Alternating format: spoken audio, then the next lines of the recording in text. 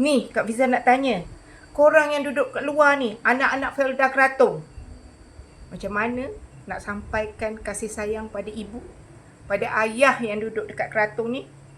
Inilah Kak Fiza buat servis ni. Kenapa Kak Fiza buat benda ni? Sebab dulu masa Kak Fiza duduk kat luar, Kak Fiza cari servis ni, tapi tak ada. Okay, Kak Fiza buat pulut kuning ni.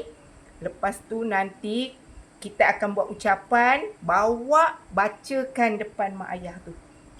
Depan adik-beradik ni, adik-beradik yang jaga mak ayah 13 hari bulan ni untuk Kratung 6.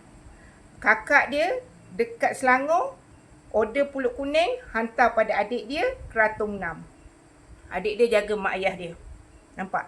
Inilah cara menghargai. Macam mana cara korang menghargai keluarga yang ada dekat kampung, yang jaga mak ayah korang? Cuba share macam mana. Yang ni Kak Fiza nak pergi hantar dekat kedai Sabri Soup. Isteri dia buat surprise hari lahir untuk suami dia malam ni. Nak tengok tak? Kak Fiza upload nanti video penghantaran. Bismillahirrahmanirrahim.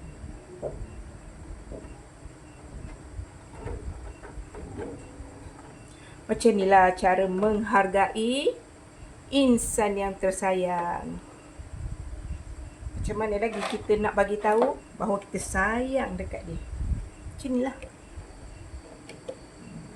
Nak tengok tak? Kak Fiza pergi hantar ni. Bismillahirrahmanirrahim. Ni, anak Felda Kratung. Masuk komen. Kak Fiza nak tengok ramai tak anak Felda Kratung yang duduk di luar.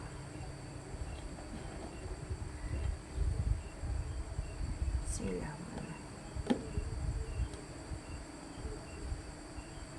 Okey. Lepas tu kita bagi pisau ni. Bismillahirrahmanirrahim.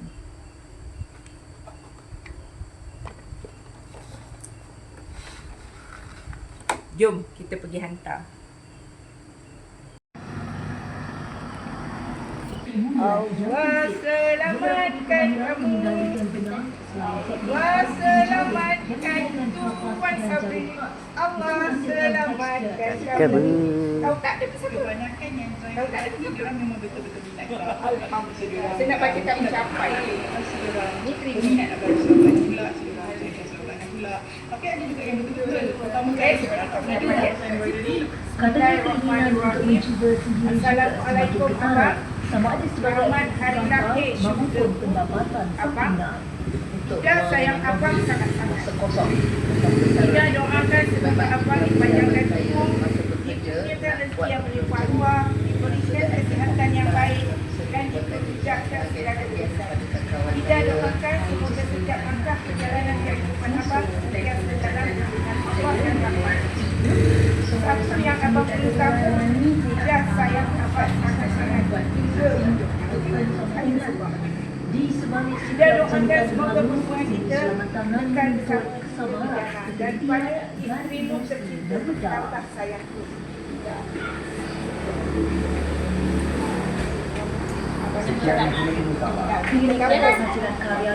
Okey. Untuk paparan malam ini dengan itu selamat. Assalamualaikum dan selamat malam. Pulut kuning bang. Pulut kuning ya. Okey, mana apa di hari ketiga saya ni banyak tahun buat. Saya berdoakan semoga abang dikurniakan kesihatan yang baik, dimudahkan segala urusan dan dikurniakan rezeki yang melimpah ruah. Okey. Terima kasih. Ambil gambar sikit bang. Dia berkuat sikit. Yap. Mana? Okey.